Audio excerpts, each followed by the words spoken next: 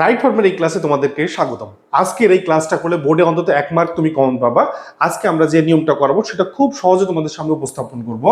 দেখো, কোন একটা বাক্যে যদি yesterday, ago, last, once, long since, previous, one day, last plus সময় থাকে, তাহলে আমরা ওই বাক্যের ভার্বটা কিসে রূপান্তর করব? ওই বাক্যের ভার্বটা আমরা ভার্বের 2 নম্বরে রূপান্তরিত করব।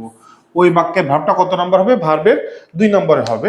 যেমন দেখো, I make a century last week, তার মানে কি এই বাক্যে লাস্ট প্লাস সময় আছে। যদি লাস্ট প্লাস সময় থাকে তাহলে আমরা কি বলছি? সেই বাক্যের ভার্ব হবে ভি2। সেক্ষেত্রে আমরা এখানে এটার উত্তর কি দিব? মেকের ভি2 হলো মেড, উত্তর হবে মেড। কি কারণে হলো? লাস্ট প্লাস সময় রয়েছে, এজন্য ভার্বে 2 নম্বর দিয়েছি। আচ্ছা, I take it to him ago. দেখো এখানে, দেখো এগো আছে, এখানেও এই বাক্যে এগো আছে। যদি বাক্যে এগো থাকে তাহলে বাক্যে কত নম্বর ভার্ব হয়?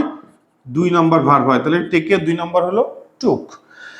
ওকে, I wash, he wash her car long since. বাক্যে দেখো লং প্লাস সিন্স আছে, লং সিন্স।